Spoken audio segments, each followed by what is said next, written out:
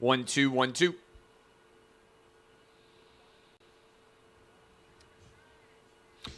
Welcome into Outkick the Show. I'm your fearless leader, Clay Travis. I hope all of you are having a fantastic Thursday, wherever you may be across this great country or this great land.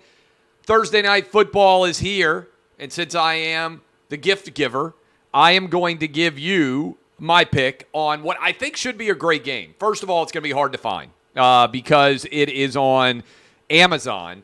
And I'm going to be honest with you, I asked on Twitter earlier today, will your parents or grandparents be able to figure out how to put on Thursday night football tonight? And 90% of you said they will not. Full disclosure, my household subscribes to every streaming service on the planet. If you can spend money on it, this Travis household spends money on it. We've got Amazon Prime. We got Netflix. We got Paramount. We got, I can't even remember all the names of these. We had the WWE Network, which I think now is rolled into something else. You shouldn't be able to name two competing services something that starts with the same letter. This is a big theory of mine. I still don't know the difference between the Hilton and the Hyatt because they have the same name. They start with H. There's a Paramount Network, and then there's another one that starts with a P2. And I can't even remember what that one's called. So there's a couple of these. We got that. We've got the Disney Plus. I've got Hulu. I've got everything that you can spend money on that streams. We have it. We pay for it. Full disclosure, I'm going to have no idea how to put the game on tonight.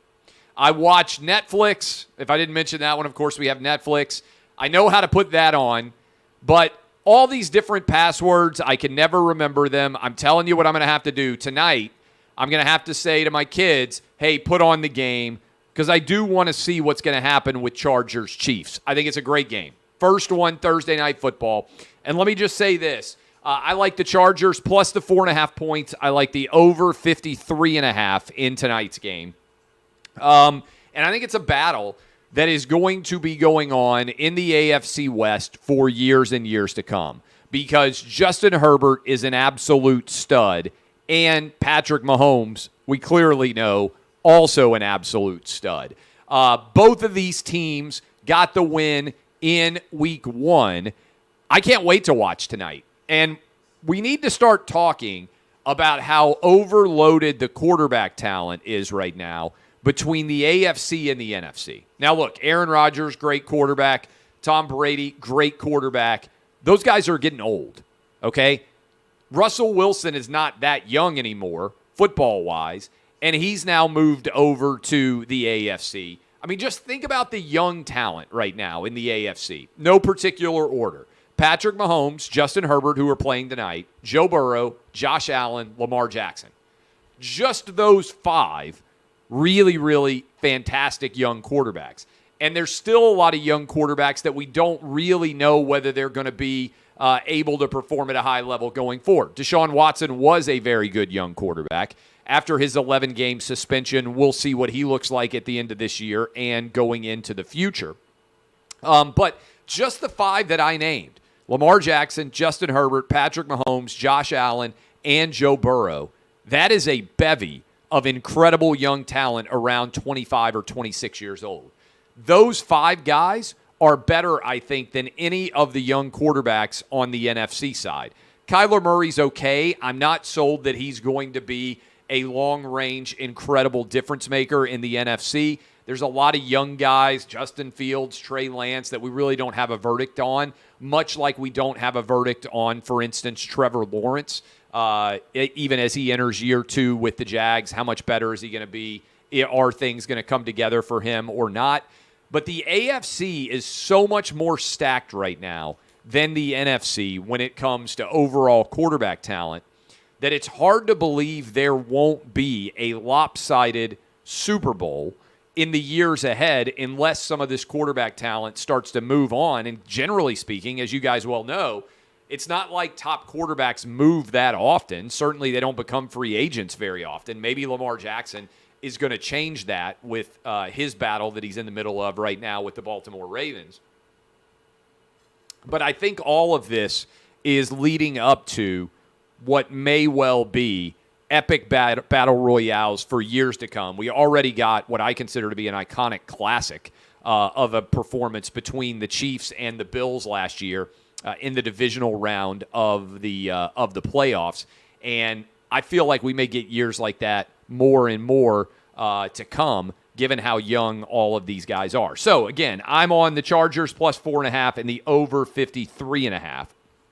A couple other stories out there that are blowing up the interwebs. Ron DeSantis, Florida governor, sent 50 illegal immigrants to Martha's Vineyard, and people on the left in this country are losing their mind. Simultaneously, Texas Governor Greg Abbott sent 2 busloads of illegal immigrants to essentially the front doorstep of the Naval Observatory where the vice president lives after the vice president said that the border was secure. That, of course, is a complete lie. There are millions of people that are going to come in this year. I believe the number is going to be over 2 million illegal immigrants. Over 5 million have entered since Joe Biden became president because they stopped enforcing border protection. They wouldn't build a wall. They stopped from keeping people from coming in. And what's amazing is Washington, D.C. now, Muriel Bowser wants to call out the National Guard. Eric Adams says that New York City is overwhelmed. Lori Lightfoot at Chicago basically saying the same thing. And Martha's Vineyard, with just 50 illegal immigrants arriving, barely has the capacity to take care of those 50. And this is why this needs to continue, because the border is an unmitigated disaster. I want you to think about this for a minute. Joe Biden has spent more time worried about the Ukrainian border than he has our southern border. Neither Joe Biden nor Kamala Harris has made a trip directly to our southern border. I don't think that Joe Biden has been to the southern border since maybe 2008. This is a willful blindness. And the only way the media covers it is if Republican politicians voluntarily now, all these illegal immigrants volunteer to get on a bus and get driven to New York City or Washington, D.C. or Chicago, and also volunteer to get on a plane and be flown to Martha's Vineyard. All of these illegal immigrants are overwhelming Texas and Arizona in particular, millions of them coming across the border. And it only takes a few thousand, a tiny pinprick of those illegal immigrants being put into blue cities, blue states, for those communities to completely lose their minds and not be able to handle the influx of illegals. Well, if you think you're overwhelmed New York City with 11,000 and Washington, D.C., if you think you're overwhelmed with a few thousand, imagine what they are dealing with in Texas and Arizona for an issue that you absolutely refuse to take into account and solve. So I applaud Republicans for making this a talking point. The border is an unmitigated disaster. We need to secure it. Illegal immigration is a clear and present, constant threat to many people's safety and security. Every country needs to have safe borders, which are not being overrun by people who are not citizens. New Zealand has ended essentially all COVID restrictions. You'll remember New Zealand spent 2 years trying to stop COVID from being able to arrive in New Zealand. Now COVID is everywhere in New Zealand, and Jacinda Ardern, the prime minister there, has now announced, you know what? All of those COVID restrictions that we spent years enforcing, that we took advantage of the fact that we're an island nation and we didn't allow anybody to come into the country at all and COVID wasn't here, all of those restrictions effectively now worthless. And so we are going to eliminate them and we'll just pretend that all of the COVID restrictions never happened. Same thing going on in Australia. Many of these countries, really, to be fair, the only country that's remaining committed to this zero COVID strategy is China. And even the Chinese people are starting to lose their mind over the fact that the zero COVID strategy has failed and makes absolutely no sense going forward. But just to update you, this is how they're going to treat COVID.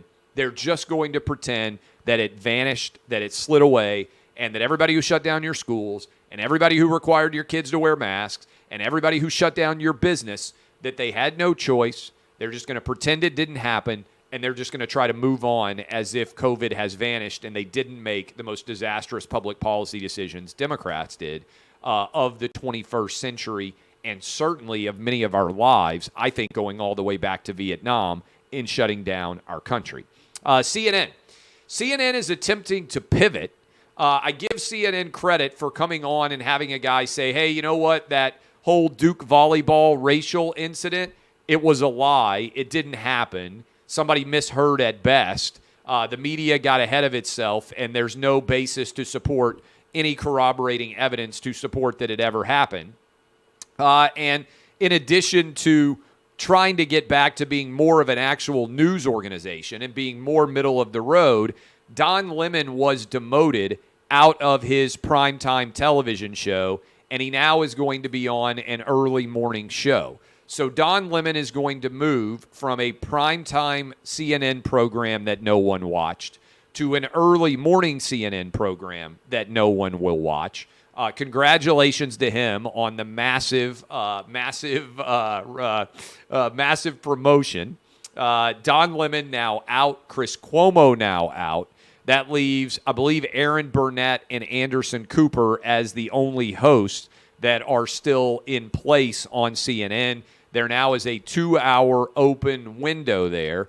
It will be curious to see who CNN pursues to fill those 2-hour-long slots on their programming network. But again, Don Lemon, demoted to CNN morning show, loses his exclusive hour-long plus whatever it was program in the evening on CNN as CNN continues to spiral around the drain of failure. Citadel. Did you guys see this? I don't know who it was. Probably some lunatic loser because I would guess somebody who's a huge Biden guy. This is what happened to me this morning. Not that I particularly care, but I occasionally scroll through and look at my DMs, and I was like, this seems weird. In my DMs this morning was a message from someone at the Citadel ticket office. Citadel, I've always been positive about Citadel in general. South Carolina military institution. I would think there are probably a lot of people at Citadel who like me and like the show. But the official Citadel ticket office sent me nasty DMs. You can go read them yourself, calling me a racist, saying that I'm an awesome person. I'll read them. You enjoy racism, don't you, Travis? I didn't even notice that. That was back in August. And then this morning, I woke up and somebody from the Citadel ticket office had sent me, you're the one talking about racism. You are a racist. You know that, right? So Citadel, somebody employed at the Citadel ticket office, they're doing an investigation now, decided they were going to wake up and send me nasty messages. Now, he's probably, I would guess, are from an individual who's probably sent me nasty messages for a long time. Would be my guess, because I have open DMs, and occasionally I just scroll through and get entertained. A lot of you, again, I don't spend much time in my DMs, but a lot of you send nice things. There are, however, it's not going to shock you, many, many awful things that are sent to me on direct message. And I just kind of scroll through every now and then because there is some value. People will send stories. People will send links to things that I might not have otherwise seen. And so I appreciate occasionally when people are willing to do that. But I got to be honest with you, having a university ticket office actually call me a racist in a DM is a first. So Citadel says they're investigating. I hope they don't put the people who've investigated all the Duke racial incidents in charge of investigating that at Citadel as well. And by the way, I don't have any ill will towards Citadel. I just think it's intriguing that this is the kind of comments that a group that claims that they care about tolerance and inclusivity. I'm sure this guy's a left-wing loon. It's probably a dude who sent this, who's an employee of Citadel, would be my guess, and got confused. He was, going back and forth between the Citadel official ticket office and his official account. That would be my guess as to how this happened. And so, well, how weird is that?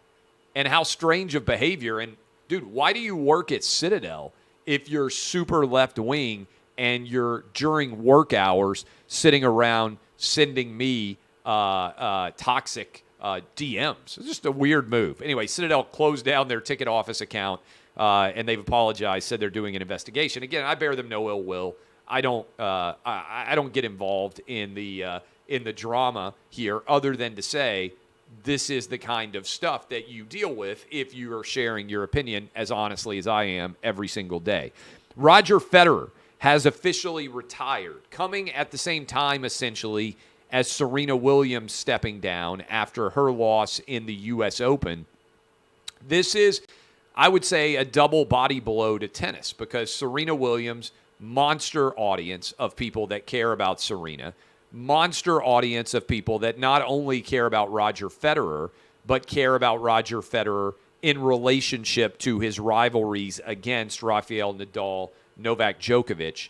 And now Roger Federer is off the stage, and I think tennis is going to be in a real kind of crisis point going forward. I love pretty much every sport. I grew up loving to watch tennis. I would occasionally play it poorly, but I genuinely still like watching tennis. Got to go to Wimbledon several years ago. It was a super awesome experience. And what I would say in general about Roger Federer retiring and Serena Williams retiring is I don't see that next generation that has anywhere near the ability to cut through the noise and make people care about tennis on a global level. Novak Djokovic maybe has 3 or 4 more really good years, but I don't see anybody else on the women's side or the men's side who is going to be anywhere near as compelling in their excellence as Serena and Roger Federer have been. Now, maybe I'm wrong. Again, I don't follow tennis super closely. Maybe there's a bevy of 17, 18, 19, 20-year-olds in tennis who are going to be incredibly compelling sports figures going forward. But I just don't see it right now. And I think that's kind of significant as we contemplate what might be occurring going forward.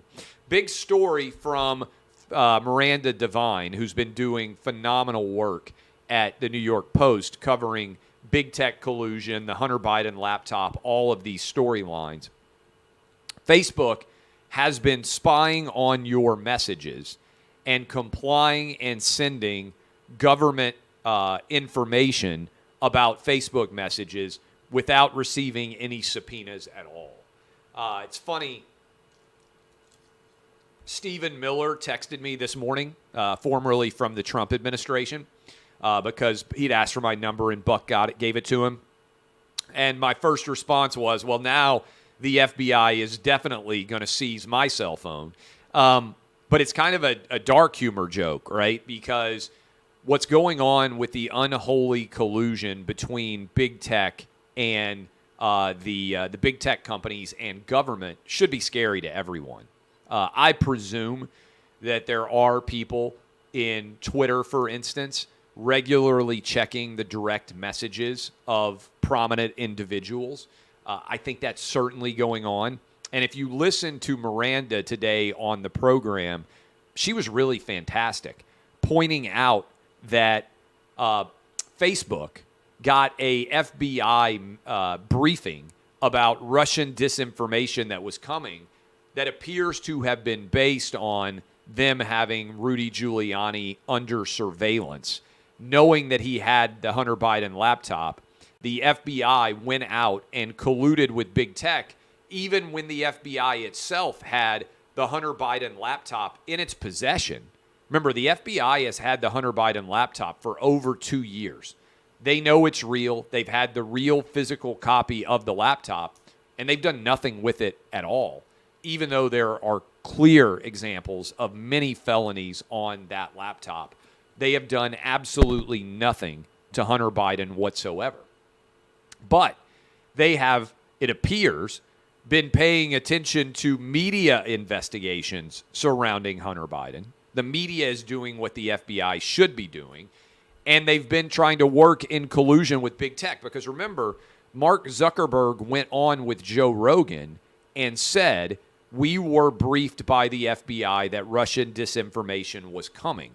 And it appears that that was based on the Hunter Biden laptop. In other words, the FBI was trying to keep big tech companies from allowing that Hunter Biden story to be spread because they were convinced that it would hurt Joe Biden in the election. So effectively, and this should trouble everybody, the FBI was in the back pocket of Joe Biden and his administration before they even won the election, ensuring that they could help to rig the 2020 election. For all of the talk about 2016, the 2020 election against Donald Trump was far more rigged than anything that happened in 2016 with Russia collusion or anything that happened, frankly, with any other election in my life, because the power of big tech to control and curtail what you did and did not see, to censor stories that were negative to Joe Biden, in my opinion, directly allowed Joe Biden to win the 2020 presidential election.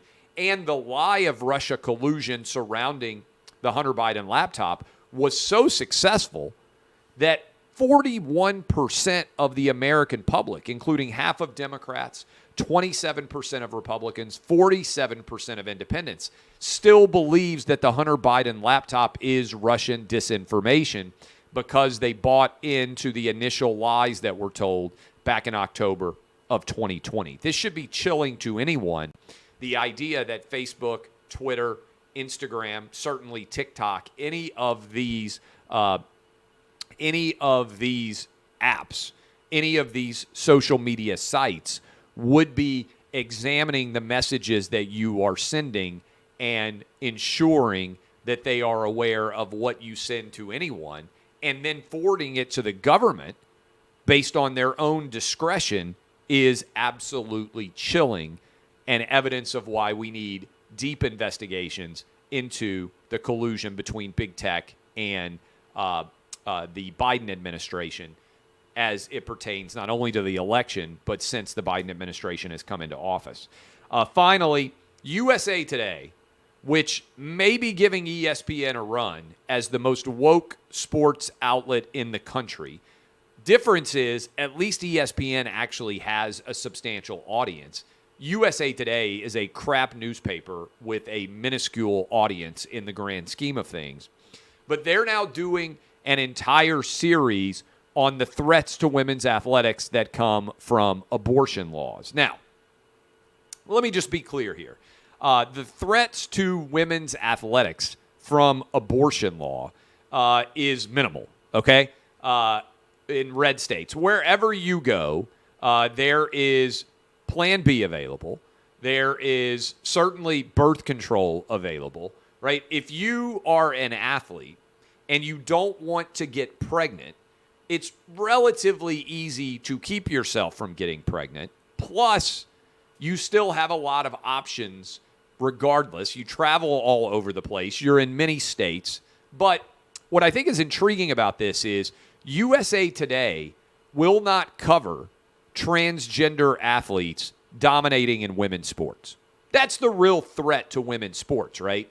It's that guys decide that they are women and go over to women's sports and start absolutely dominating, which is what's going on right now in many different sports, which is what Joe Biden is trying to enshrine and ensure becomes the law of the land as it pertains to Title IX. So they're trying to make it such that gender identity, that is, whatever gender you want to identify as, is a protected class under Title IX. So if you're a dude and you decide that you want to be a girl, you should be able to become a women's champion just based on the fact that you are choosing to change your gender.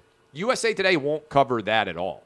That is a direct and existential threat to women's sports because men are bigger, stronger, and faster than women, and there is a strong chance that if men decide to identify as women, and they're already skilled athletes, that they will become the greatest women's athletes ever.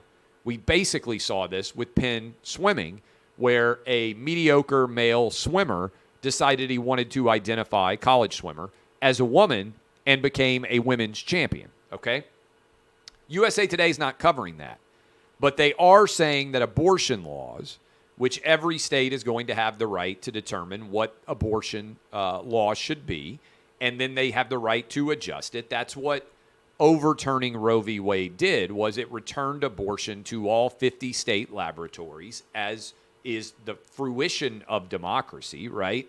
So we have 50, thanks to federalism, state laboratories. Everybody can make their decisions. Some states came out and said, hey, you know what?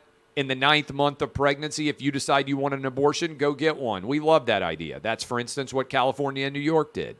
Other states were more restrictive and said, hey, you're not going to be able to get an abortion in this state.